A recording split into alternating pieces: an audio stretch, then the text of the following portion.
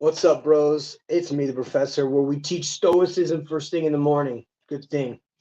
Now, listen, guys, I read an article today on anger and about ranting. Now, as you guys know, the format that I use as the character that I have been for the past several years as a professor, as you guys know, I was the very first professor and came along that bodybuilding guy and came along a dozen little fucking wannabes after that, after my time at Columbia. And it served me well. Thank you very much. Okay, so the point is that yesterday Austin had an encounter with a guy in Colombia, and the guy in Colombia didn't like it that they were filming on his street.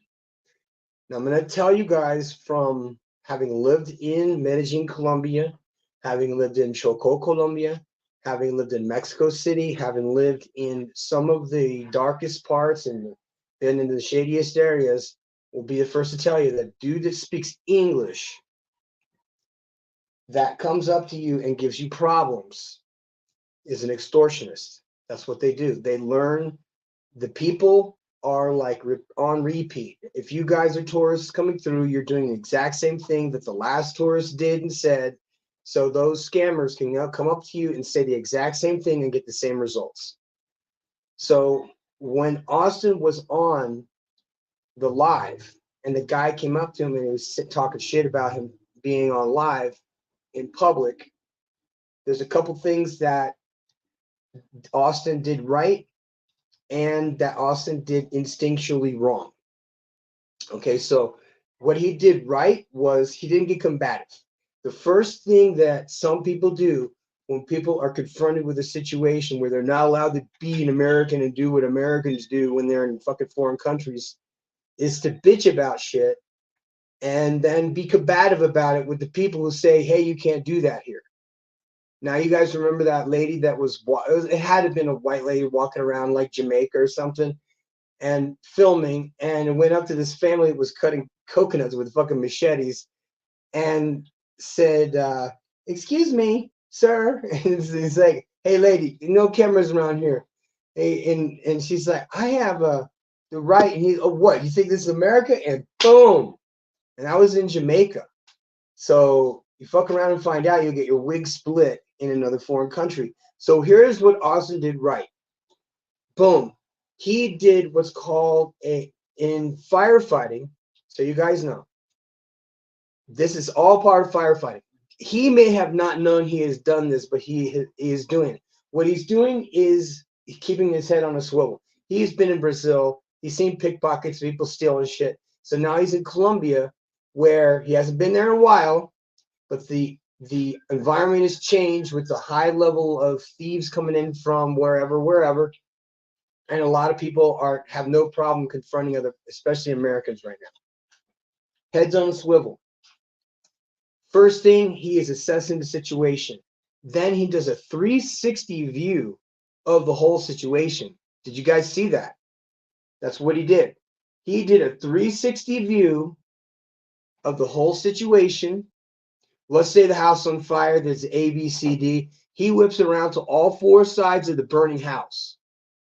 And in the situation in the street where you're dealing with a dude who has, boom, he's popping off. He looks for a fight. He knows if he's speaking English to an American that there's a possibility that they're going to fucking pop off. You follow me?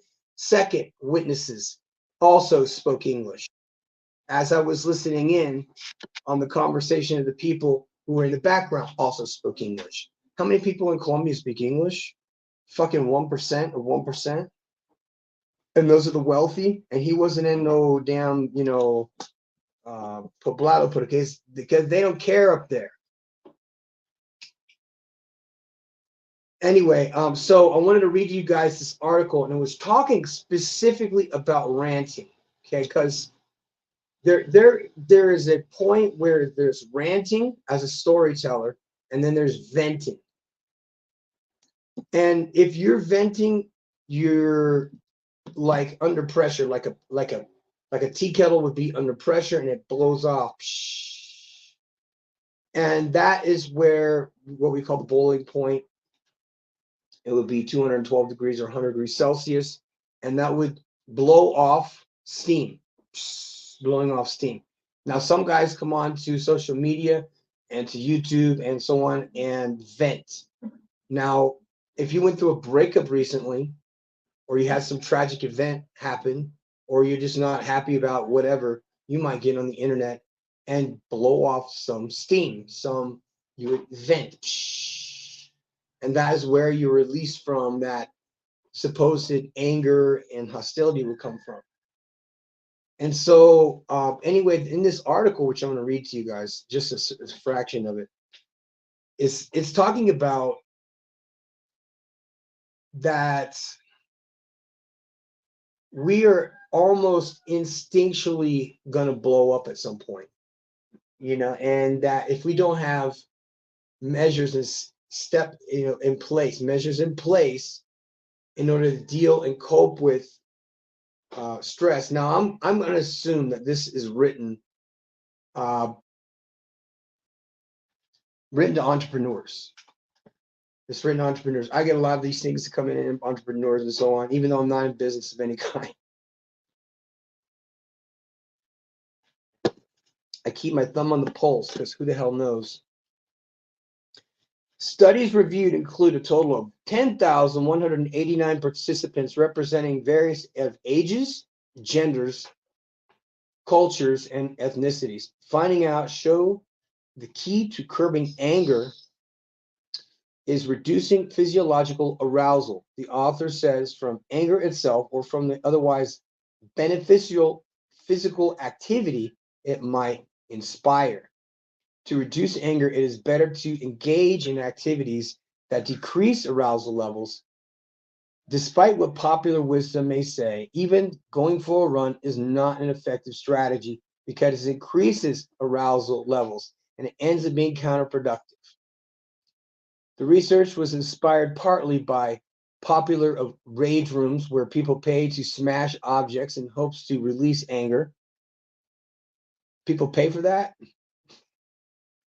Says first author Sophie whatever, now a communication scientist at Virginia Commonwealth University. Well, I wonder what a relationship with her would be like. I wanted to debunk the whole theory of expressing anger as a way of coping with it. We wanted to show that reducing arousal, actually the physiological aspect of it, is really important. Okay, so yeah, it is based on some things that I know a thing or two about. Okay, the team designed several reviews based on the Singer two-factor theory, which describes anger of all other emotions, two-part phenomena comprising of a physiological and a cognitive component. What I'm seeing is that there are scientists and doctors that are being paid off to tell people to eat cereal, eat junk food, and to not exercise. And what this is based on a two-part theory that describes anger as all emotions, 27 different emotions, as a two-part phenomena. Meaning, happens how? Does it happen by default, by de facto, by force? It's a phenomena. Each comprising of a physiological and cognitive component. This is where it gets interesting because if you recall the best fighters, I mean, if you look at Sean Strickland, whose dad used to beat his ass, every time he went into the ring, he would think he was in the ring with his dad. And so he would get inspiration from visualizing him beating the shit out of his dad. That's why when he jumps around in the ring and he's just like toying around, it's because when he was a kid, his dad used to spar with him, so to speak, and just wail on his kid. And it got to the point where he was wailing on his kid all the time. And then he was taking out drunken anger out on his kid all the time and messed him up. So he was able to look down within, and the psychological aspect of that anger, he was able to harness it in his fights. Then there's the cognitive components. Okay. Cognitive skills are actually developed in the masculine parts of a man's life when they're 6 years old to 12 years old. Hey, you know what? You drive me crazy, dog. I'm serious. Stop driving me nuts. Every time I get on the microphone, he's doing shit like this.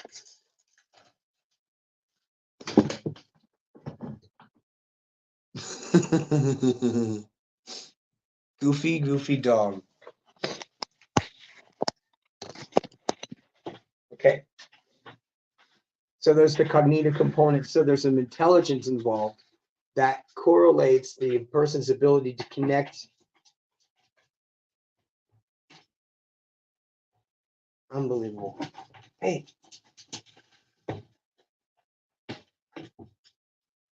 Hey, dog. Get.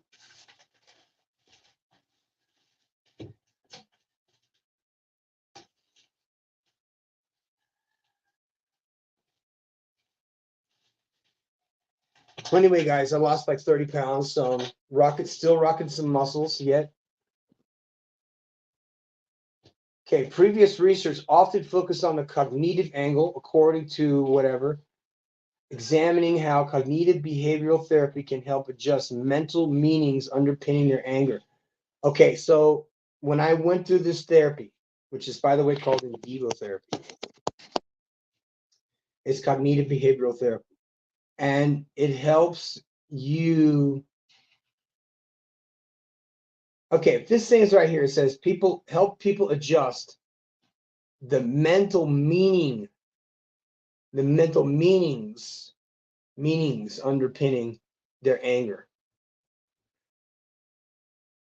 There's more to this because it isn't just anger, it's talking about venting. And venting is when you get to the point where you don't just get mad, you fucking explode. And that's where people get in trouble with guns and shit like that. So, two things could have happened out on the street with Austin. That guy, Colombian guy who speaks English, looking for a problem, and Austin there, a guy who's been to all these countries, who's taking videos everywhere he goes, just like any fucking YouTuber. And this is not the first time. So, like I said, when people like this come through and they're coming at you, all right, you got to be able to sidestep this shit immediately.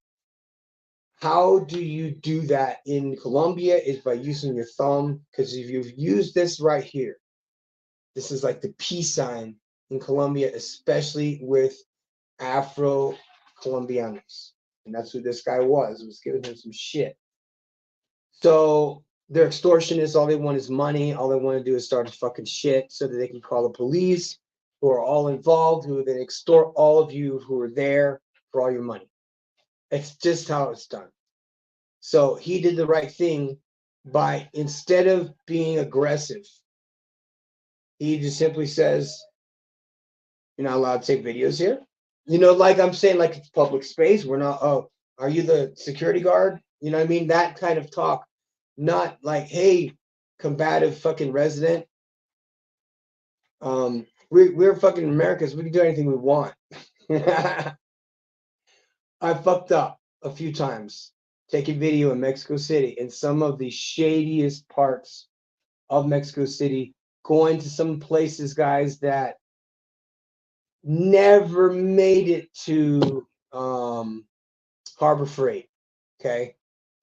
I mean, like tractor trailers of shit that have been stolen and fenced and sent to Mexico and sent all over Mexico.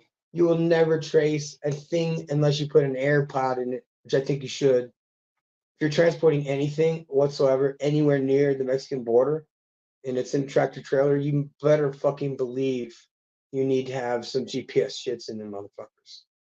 Because a lot of times, and this is just from a perspective of somebody from the outside,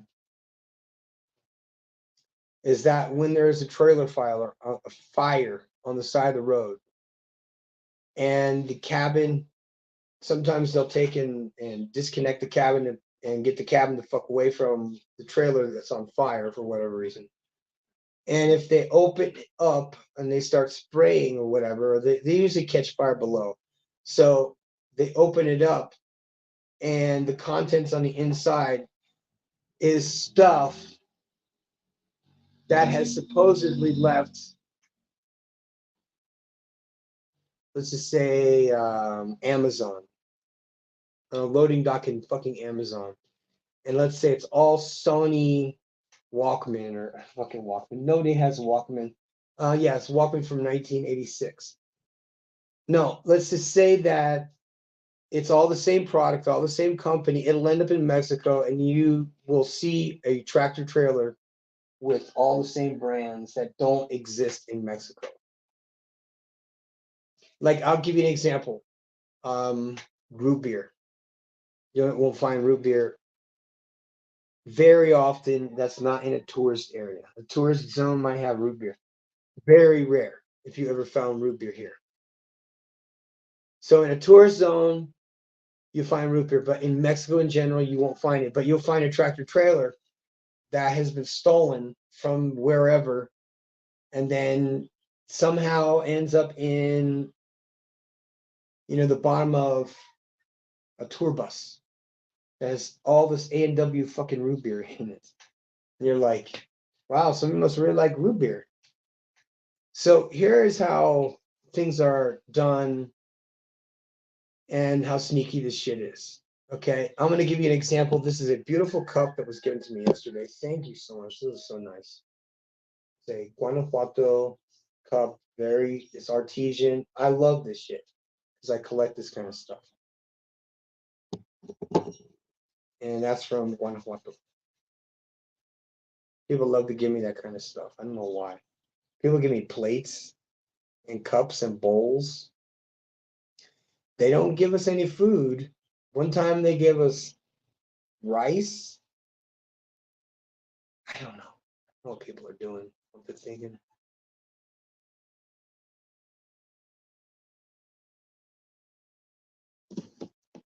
Well, anyway, I have a subject. These are just important things that I don't know who this person is that wrote this, but this was their suggesting calming activities reduces anger in a lab and in the field. Okay, I might be able to use some of these techniques. So sometimes it work better with women, sometimes it work better with men. Okay, effective arousal reducing activities, slow flow yoga, mindfulness, progressive muscle relaxation, diaphragmatic breathing. Okay, I do that. Taking a time out. These are all very lazy people exercises. Arousal increasing activities from boxing, cycling, jogging, deep breathing, meditation, or yoga. That's the shit we do. And then they're saying that what's more is standard cognitive behavioral therapies are not effective for all brain types. Duh. But what we're looking at right now is a manifestation of herd mentality on scale, in mass, in the whole world. Telling men to not work out, to be a pussy, and to not do shit. And that's not what we do down here. It's the opposite of what we do. We do start off people slow, so you don't have a fucking heart attack the first week. But after that, it's not even the second day, it's on like Donkey Kong. Your heart rate's hitting the roof. And if you don't have to stop and like, hey, I'm dizzy or some shit, then you're not holding your dick. Because that's what we do here. This is not a program for children.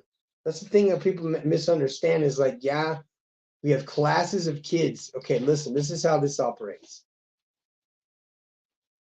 Veterans need therapy every single day.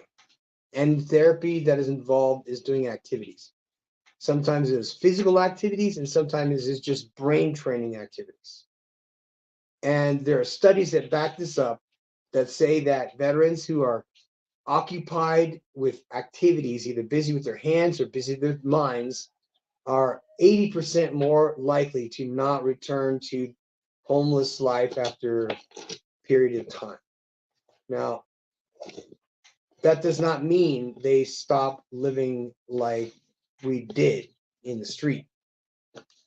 So a lot of us carry a lot of these, jailhouse mentality, prison mentality, bar fight mentality. I'm a brawler, so I have the brawler mentality. I don't get in people's faces. I get to a distance. When people show aggression, it shows that their hands are balled up. I usually close the distance and then make it so easy for them to figure shit out. Like I know how to quickly grab somebody and then go and then realize they can't turn around, they can't move up, can't move down. The only thing they can do is just like sit still. And that's not to say I'm like big and strong or anything, but jiu-jitsu literally keeps people, they can't move. They're not allowed to move. Necessary, but that is also necessary to cause panic in somebody who's trying to attack you. So, but these are methods that are actually necessary. And if you use that anger that comes out of you produces testosterone, produces cortisol, and it's important because men need activities. Men need to have physical activities that are fucking hard. That means hard, deep breathing, like out of gas activities. And the reason is because we have been given a very modernistic life that hasn't required too much of us. We have refrigerators in our house with air conditioning in our cars. We have water that's potable. Those are fucking luxuries. And for the past 10 or more years, I've lived without potable water, have lived without a car, and some arid regions that have no plant life whatsoever, have lived in the jungle, have lived in a forest, lived in a cabin with no electricity for 8 months, no water, no internet.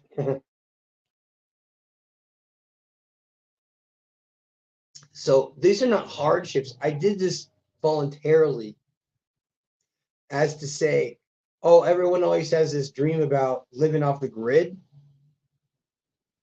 So I said to myself, okay, what about living off the grid after an EMP wipes out all the solar panels and batteries and nothing works?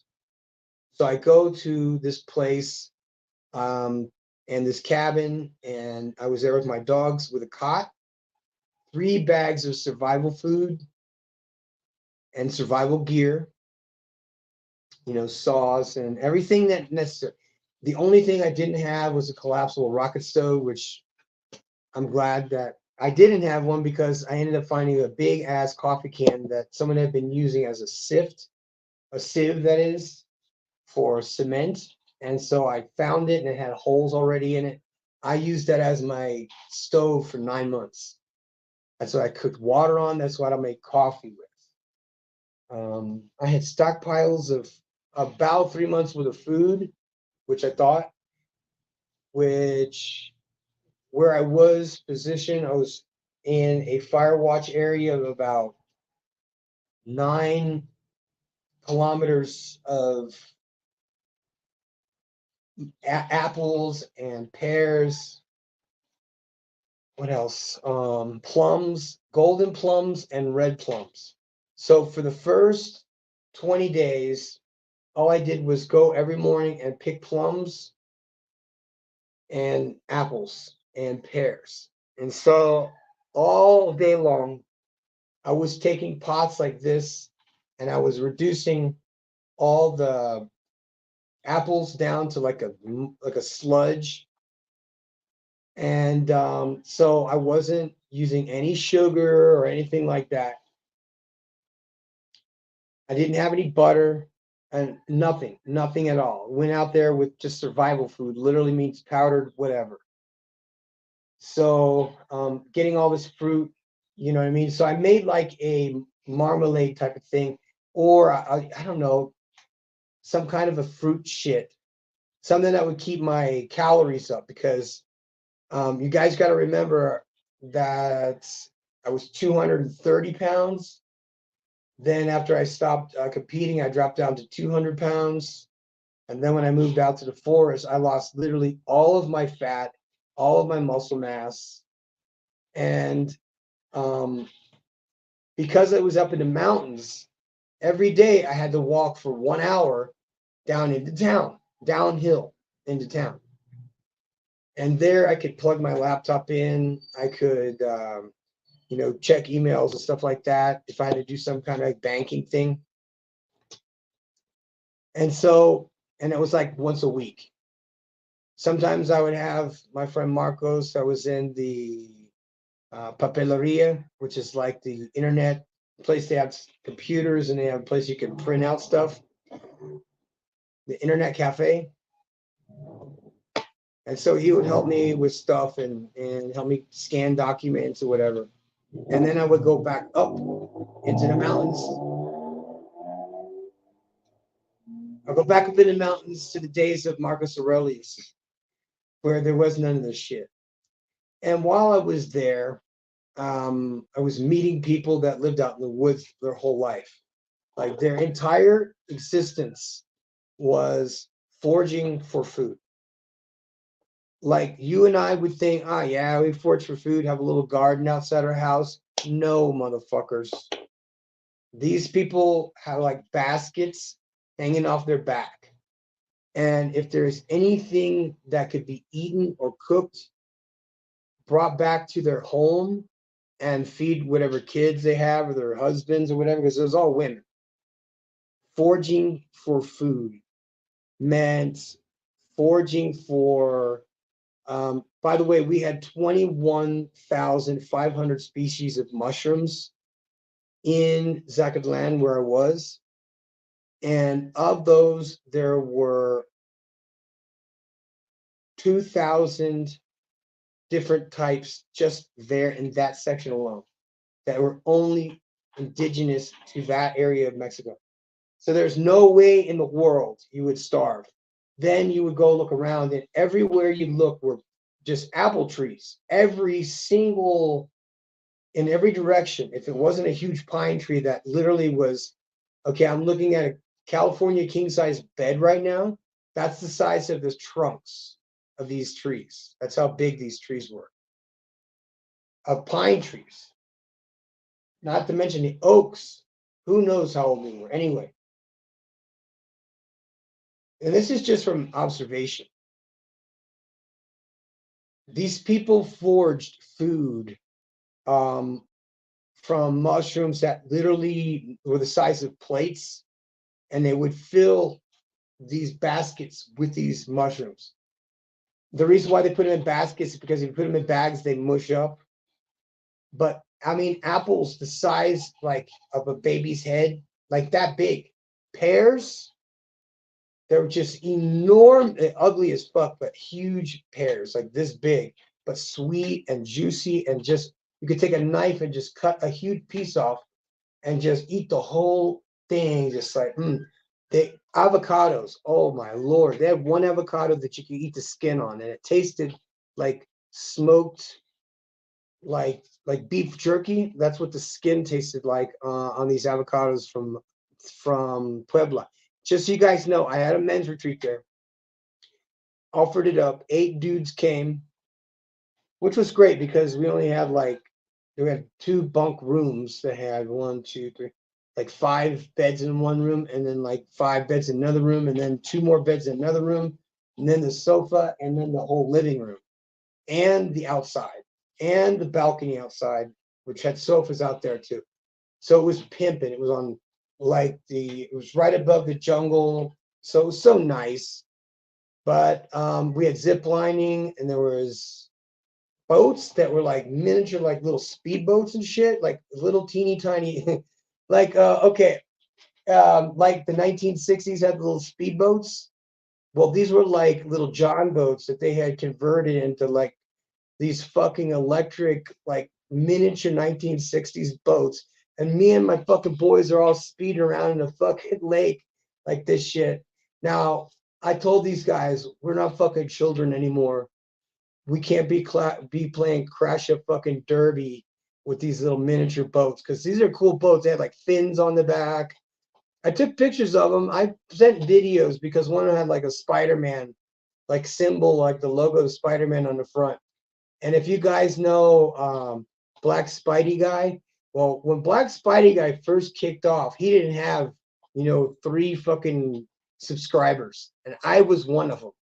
So you know what I mean? I was always like in there with him at the time, but I was with the Lance Thorough podcast at the time. So he always referred to me as Lance. And I'm like, that's not my name, man. So I was like, well, I broke it with them. I'm like, we're doing just me, Professor otra vez. So I was there just speeding around these fucking things. And those guys went home. Uh, one guy also lost 30 pounds. Just so you guys know that if you walk every single day for an hour down the mountain, not up the fucking mountain, down the mountain from my ranch where it is now, which by the way, guys, is 55 fucking acres. So, and I'm not saying that to flex. I'm just saying what a beautiful gift it has been to me. Because now we have sheep out the yin yang and well over 500 fruit trees now, different kinds of fruit trees. But we've been renting out the land to people so people could come and say, oh, we want to pick, pears. Go ahead, pick pears. And they'll come out there with the long poles and they'll take all the pears they want and they'll go sell them. And that's how they make money from that, because the people that have given me the territory own all the trees. They're not anyone I mean. Nothing belongs to me. The dogs do, but they take care of the dogs. So thank you for that. They took care of my dogs when I had business to take care of in Mexico City. And when I came back, my little Millie had become muscular. Now she's muscles. She's all muscles now. Now she works out every day at the gym. There's Millie and there's Honey, and they like to go to the park. So when we go to the park to work out, we get up in the morning and we do our meditation normally first thing. But I got a problem with my speaker, so we're gonna have to switch gears and do something different. So I've been focusing on just getting the 4 things accomplished. That is taking care of your body, taking care of your body first, and this is an ongoing process. Okay, the guy who just left, he was here 2 years ago. He was on the bed every day, basically, melting. We have rooms in here that are basically enclosed and can be like saunas. So, and they have plastic over this outside of the mattresses so that while you're sweating your balls off, because you will sweat. But we did get to take them to the Temescales, Temescal, and which is like a domed sauna that they put these fiery rocks into the center of, and it just gives that radiant heat out. It's like, yeah, it's like 100 and something like 180 degrees. It's pretty good. You're cooking good in that motherfucker. And you do them in cycles of 4. So, and once they open it up, man, it cools right off. But he managed to do 2 cycles. He did the first 15 minutes and then took a breather, and then we took a breather outside and then went back in, and he did the second round. That was great. And then he went outside. He was so proud. I was proud of him that he made it through 2. I made it through all of them. The first time, second time, the third time. Then as I started to realize that as the more and more you do these saunas and the more and more mindful you are of your instability, of if you have PTSD, for example, anything sets you off, that means that you have to recognize that you have that problem and then spearhead trying to find a solution for any of those feelings that come at you, because you're a man and you got to deal with it regardless. So that's why I want to break these things down into different sections, because when these people talk about anger, they could be talking about a different form of anger that you and I would say, well, that's ridiculous, because the best form of medicine for mental illness of any kind is exercise. That's proven. And they found that a lot of the medicines that they give us do nothing but cover the symptoms. Like right now, I have this raging boner right now. I need to go handle it. No, I had to get some dental work done, And they give me these small little pills that are sublingual. You put them under your tongue.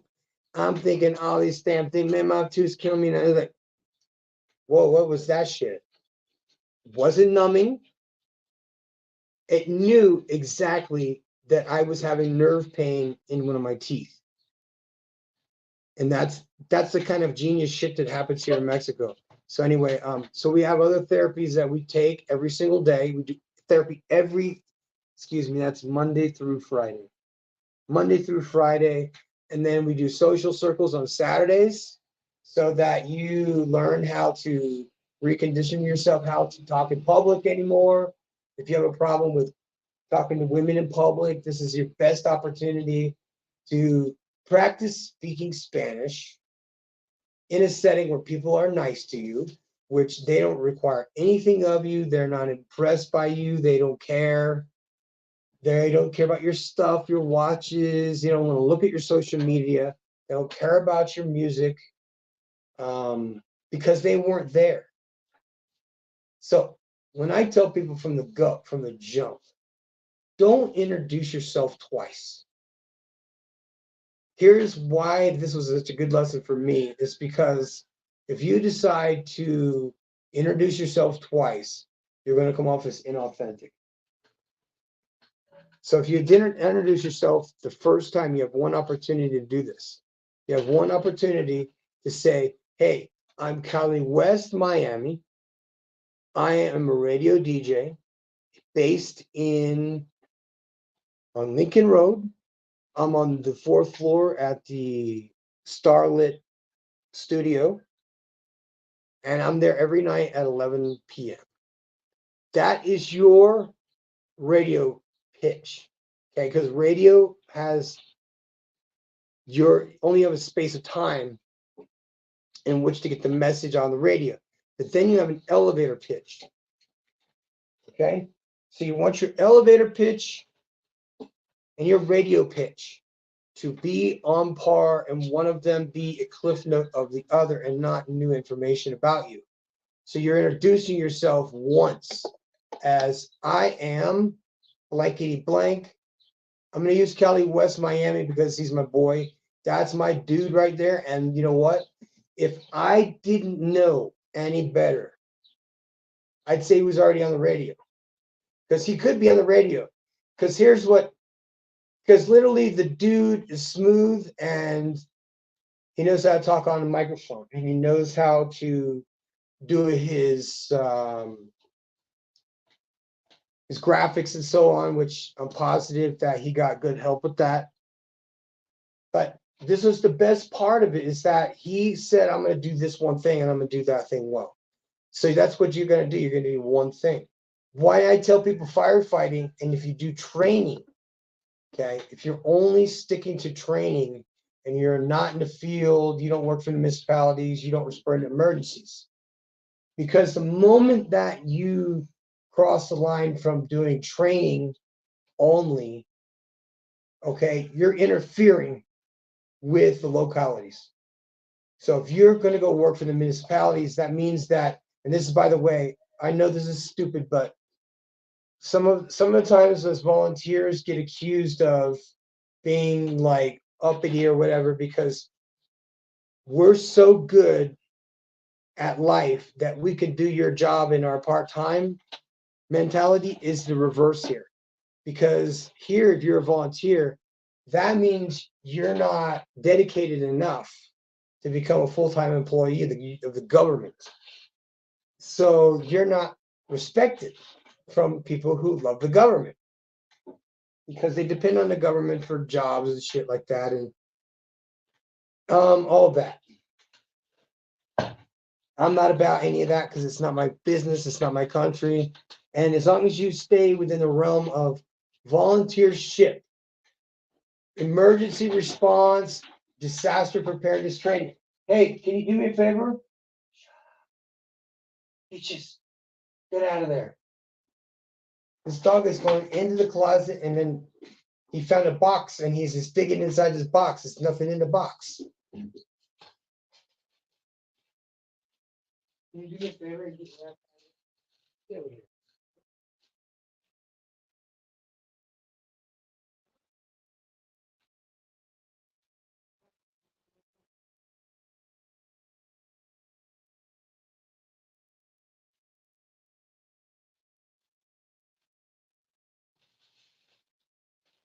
He's adorable, but he's a pain in the ass. Look at him, always doing something. Look at him.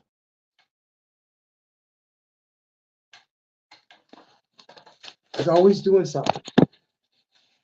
That's what makes these dogs part of your subconscious. So if this was a simulation, what these dogs are is part of your subconscious.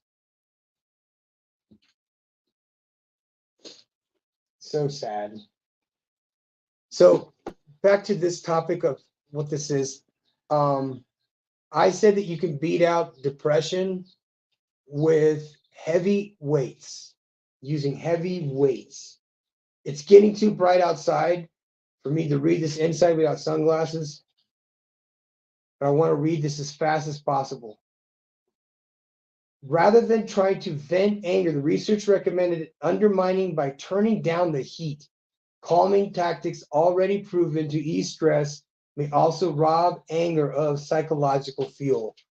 Hardy fucking har. What is required is hard work. Those are people who are pussies who wrote this shit. I'm going to tell you guys that if you are alive right now and you have a pulse, that means that your ancestors had the DNA and the genetics to survive through harder shit than you and I could possibly fucking imagine. And we're about to experience a fraction of a micro fraction of the problems and stress and distress and real difficulties in life that no one in the United States alive and breathing right now has ever experienced ever anywhere. Period. So, and many of us have already checked out. We have already left. We have nothing in the States. There's no, some guys, you know what I mean? They fucking left in the 90s after they got out of the military, after the war, just fucking came down here, or they went to the Philippines. See, I heard about expats in the Philippines when I was in the military as a young buck in the 90s. In the 90s, guys. I was hearing about, yeah, man, we went to the Philippines. There's all these like veterans there. They're all like all old and shit. And they got like all beards. And they're just like, you know, just like sitting on the beach, like drinking with their fucking young girlfriends. And like 4 or 5 young Filipino girlfriends. And these guys are like fucking 90. All veterans. They're like, this guy, you know, this chief, he fucking retired. He went to fucking Philippines. Nobody ever saw him again. And they say he's still alive. And so that's why I say these guys that are ridiculing passport bros have no idea this is not new. This is shit that we've been doing since fucking the military existed. We got to see the world. We peeked behind the curtain and said, oh, wow, it's nice out here. The first time I went to Colombia, I was thinking it was going to be like Romancing the Stone. And, you know, it's going to be like jungle and shit. And it would be like, you know, down plains and shit down in the jungle with cocaine and, you know, bales of weed. And it was nothing like that. I was like, they have a mall? Like, yeah, we do have a mall. And we have Wi-Fi and iPhones. So, no, there's no difference. Everything is now modernized. The whole world's modernized. So go to Turkey. You want to get your hair transplant done, or you go to Guadalajara. And if you want to come down here and you want somebody to hold your hand to do that kind of shit, there are services galore for getting your teeth done, getting your hair line fixed. You can go to one of these liposuction places, get lap band surgery. You can do every single procedure that's available in the United States for a fraction of the cost down here in Mexico. But the thing about it is that what do you do after you have the surgery? Because if anyone's ever had surgery before, you know that you're in pain once that medicine wears off. And a lot of these clinics, they're just going to toss you out on the fucking street once you're done. So what they have are these little houses that are set up next to these small clinics that have a recovery service. And you'll see women walking down the street with like a fucking Band-Aid around their face like this, and their nose is like, and there'll be like 4 or 5 of them. and they'll all be coming from the same place. And they'll have like a cafe over here, and you'll have like girls that have like big pink cups like this tall with straws sticking out of the top, and they're just sitting there drinking out of the straw because they had their nose done. And so all of the beautiful, somebody mentioned something 2 days ago, and I didn't make the connection until the other day. And it was that I always tell people, when you go to a certain part of anywhere in the world, you want to always pick the area that has the nicest gyms.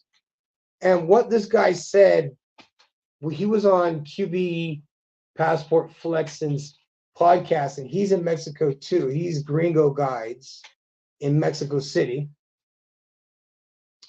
And he said, you want to go where the pretty people are. So if you go where the pretty people are, you'll go where there is better safety, higher quality of food. It'll be more expensive, but you're paying for security in Mexico. Because the wealthiest Mexicans here only go to those places. They don't come places like where I am.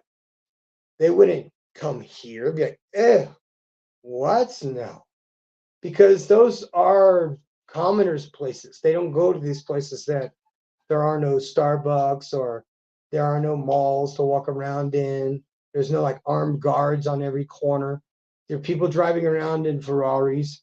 You follow me? So it's like there's a world of Mexico that you see on TV, and that's the shitty part that's dangerous.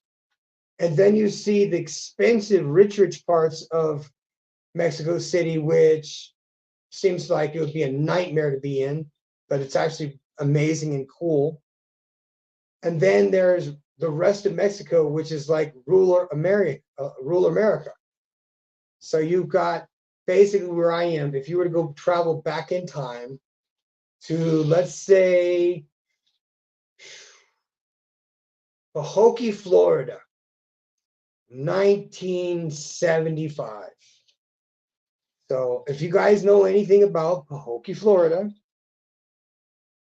okay, Pahokee, Florida is one of the poorest parts of the United States as far as like Black American populations who are the remnants of the sugarcane industry. The remnants of the sugarcane industry lived in Pahokee, Florida, Belglade, Florida, Okeechobee, Florida, and they all turned out to be athletes that ran faster, catch better, blah, blah, blah.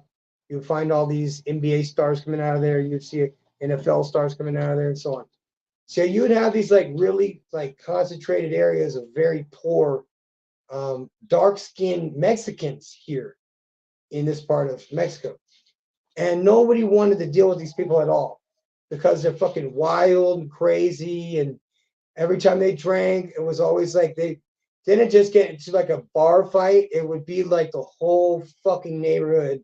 The dudes out in the fucking street just beating the shit out of each other, just drunk as shit, just cowboys. Okay. So I'm in a cowboy area that if you came down here and you put on a cowboy hat and some flannel and some boots, people would think you were fancy. That's considered upper class because people with horses have money. And if you have horses, you're part of the upper class. So you'll understand the cowboy style, which might free a lot of people up from being the regular style that they're used to. And then they come down and go, you know what, Professor? I got all these fucking, workout clothes, which I do too, because we work out every single day. And I don't, I have like some nice clothes, but I can't walk around in a long sleeve polo. So what we would probably do is go to a place, it's a regular store, and buy some really nice, thin flannel shirts that have like pearl buttons on them. And they may have some embroidery here on the sleeve or on the breast pocket, and go and get a really nice Stetson hat. Now, you probably are used to seeing like, white Stetson hat, and, you look like the Marlboro Man or whatever. Well, guys, that is a costume hat, first of all. It's cool for parties or stuff like that, but it doesn't really fit on your head very good. It's made out of plastic, which is good for rain, but it doesn't fit on your head very good, and it'll blow off like because it's so paperweight thin. Then there's another kind that's like felt hat. That'd be like moleskin, and it's kind of feels like felt. And those are no good for being out in the sun and working in the fields or whatever, but they're good for like parties. And they come in browns and blacks, and they look really cool. They look really, really dark, and you can get them dollied up. Then you would get the one that would be a sombrero, but not wouldn't be a massively grande sombrero. It'd be the size of a cowboy hat. It's still a cowboy hat, but it's just about as wide as a cowboy hat. But instead of it being rigid, it's flexible, like a rounded off mesh cowboy hat style would be. And it would be made out of some kind of a fiber, and it would be a burnt fiber. But the cool thing about these is they're waterproof, but they don't feel like plastic because they're not made out of plastic. They're actually made out of like a reed material. And they make cowboy hats out of this shit. And those are the ones that we use here that aren't too big, they're not too small. You can roll them up, put them in your bag, take them out, boing, they jump out. They don't fucking crease or anything. And they're waterproof. And they're made completely out of reeds. So those are the little nuances that you can't get from watching YouTube videos about Mexico in order to come down and visit. Because it's really a matter of like planning your destiny. You can't just throw caution to the wind. You got to have a plan. And right now, if you don't have a plan or a plan B to get the fuck out of the United States just in time before there ain't no more movements, there ain't no more walking across the border, there ain't no more flying without fucking XYZ fucking vaccines, wearing masks and stupid shit. Now would be the time to get your passport just in case. So I'm saying just in case. I'm not saying that, be a fear monger or anything like that, but just in case, my recommendation is to have a backpack with 3 changes of clothes in it. Because if you go to another country, you're going to buy new clothes. So don't fucking bring a whole suitcase of your shit that you've had for 10 years. There's no point. Bring 3 changes of clothes. Bring waterproof shoes that you can walk for 20 fucking miles in, regardless. Have a second bank account, first and second bank account. Have a phone that you can call back to the States with, or get a Magic Jack. And then download the Magic Jack app, put it on your phone, install it before you leave the States, set it up for a USA number, get it all done so it's on your phone. In the event you need to call your bank, an 800 number or something like that, you can use the Magic Jack. You can call the 800 number. Because if not, you're not going to pick up a phone and call some 800 number in the United States. It doesn't work that way. It's toll free in the United States, not toll free fucking worldwide. So you don't know this, but only on the websites of your bank is an 800 number. You get stuck over fucking seas. Oh, wait, maybe you lost your debit card or whatever. Fucking motherfuckers skimmed my shit. I had to change my debit card like 4 or 5 times for people skimming my. Right there in the ATM, you put your card in, and you put your numbers in and shit, and they skim you. But you can't just pick up the phone and call 800 number because you'll get a fucking message, and it'll be like, well, let's see. See what I'm saying? Can't fucking call them because it's not toll free. So you got to have a phone that's set up to call the States. You can call your bank, you can call whatever, agency, whatever, with an 800 number. So you don't have to go through all that. And you can get a post office box set up in the States that forwards your mail to your newest location in XYZ country.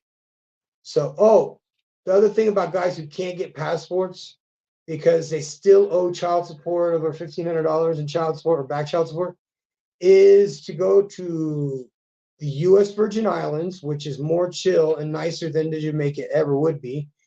It has everything that you need. It's U.S. dollars. Everybody speaks English. It's somewhere to live. It's not crazy expensive, and it's like a Jamaican culture with the food. Or you could go to Puerto Rico. And Puerto Rico is part of the United States too, and they have like a little Dominican there. If you like Dominican ladies, there's plenty of dancing. You do need to learn Spanish, and I know you guys say it's a no deal, it's a no brainer, but it's a no go as well. That's just a lazy person to me. But or that's just not your style because you don't want to learn any more languages, which is totally acceptable. But me, on the other hand, me when I'm thinking about going to Turkey in 6 months, I want to be mashallah, merhaba, all that shit, wrapping it up. So anyway, bro, guys, listen, if there's anything I might have missed on that list, you do me a favor and put that down in the comments below. I just wanted you guys to think about this because if you can stay overseas before you deros, out process overseas, stay overseas, get your 52-page